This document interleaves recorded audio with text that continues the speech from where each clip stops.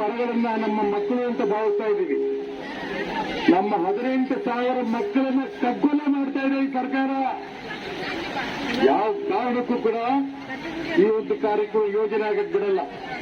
ಮಾರುತಿ ಗುರೂಜಿಯವರನ್ನು ಮಾತಾಡಿದ್ದಾರೆ, ಈ ಯೋಜನೆ ಏನಾದ್ರು ಜಾರಿ ತರಬೇಕು ಅಂತ ನೀವು ಪ್ರಯತ್ನ ಮಾಡಿದ್ರೆ ನನ್ನ ಹೆಲ್ಮೆಟ್ ತಗೊಳ್ಳಬೇಕು ಅಂತ ಮಾತಾಡಿದ್ದಾರೆ.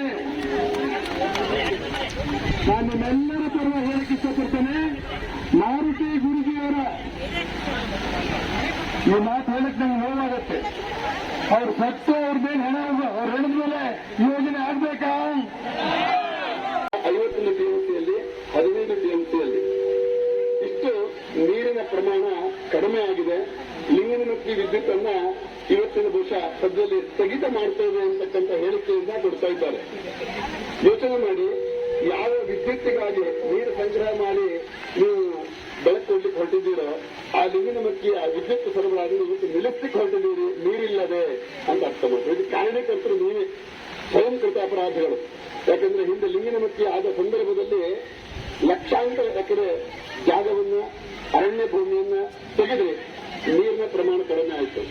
ಆ ನಂತರ 7 ಡ್ಯಾಮ್ಗಳಿಗೆ ಕಟ್ಟಿ ಈಗ ಸಂಪೂರ್ಣ ನೀರು ಸಹ ಇಲ್ಲದೆ ಇರ್ತಕ್ಕಂಥ ಮಳೆಯ ಪ್ರಮಾಣ ಕಡಿಮೆ ಆಗ್ತಕ್ಕಂಥ ಸ್ಥಿತಿಗೆ ನೀವೆಲ್ಲರೂ ಸಹ ಅಧಿಕಾರಿಗಳಿಂದಿರುವುದು ಸರ್ಕಾರದಿಂದ ಎಲ್ಲರೂ ಸಹ ಕಾರಣಕರ್ತರಾಗಿದ್ದೀರಿ. ಈ ವಿಚಾರದಲ್ಲಿ ದಿನಕ್ಕೊಂದು ಸರ್ಕಾರ ಒಂದು ಹೇಳಿಕೆಯನ್ನು ಕೊಡ್ತಾ ಇದೆ.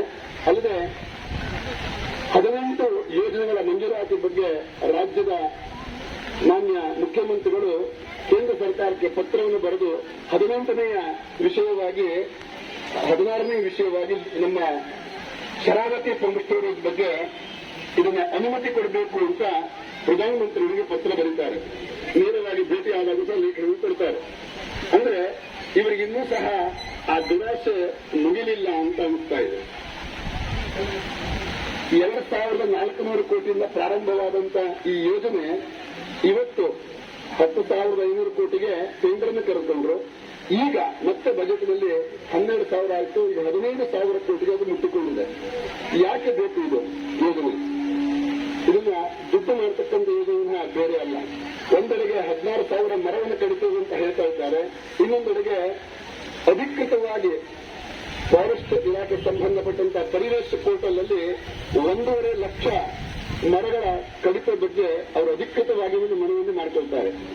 ಅಂದ್ರೆ ಹೇಳೋದೊಂದು ಮಾಡೋದೊಂದು. ಜನರಿಗೆ ಹೇಳಲಿಕ್ಕೆ 16,000, ಅಲ್ಲದೆ ಅಧಿಕೃತವಾಗಿ ಪೋರ್ಟಲ್ ಹೇಳ್ತಕ್ಕಂಥದ್ದು 1.5 ಲಕ್ಷ ಮರವನ್ನು ಕಡಿತೆ ಅಂತ ಹೇಳ್ತಾರೆ.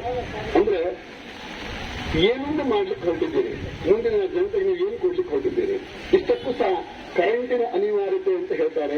ಕರೆಂಟಿನ ಅನಿವಾರ್ಯತೆ ಯಾಕೆ ನಮಗಿದೆ ಅಂತ ಯೋಚನೆ ಮಾಡೋಣ. ಪಶ್ಚಿಮ ಘಟ್ಟದ ಧಾರಣಾ ಶಕ್ತಿಯ ಬಗ್ಗೆ ಅಧ್ಯಯನಕ್ಕೆ ಒಂದು ಸುಪ್ರೀಂ ಕೋರ್ಟ್ ತಂಡವನ್ನು ರಚನೆ ಮಾಡಿ ಕಳಿಸಿದೆ.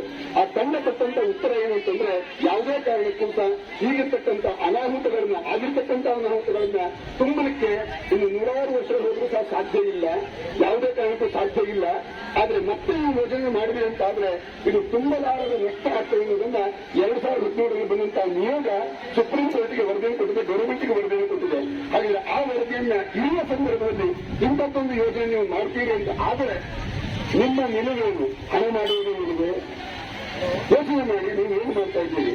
ಮರವನ್ನು ಕಡಿಯುವ ಮುಖಾಂತರವಾಗಿ ಸಮಸ್ತ ಜನತೆಯ ಹಲವು ಮಾಡ್ತಾ ಇದ್ದೀರಿ. ಮಾನವ ಗುಣಕ್ಕೆ ನೀವು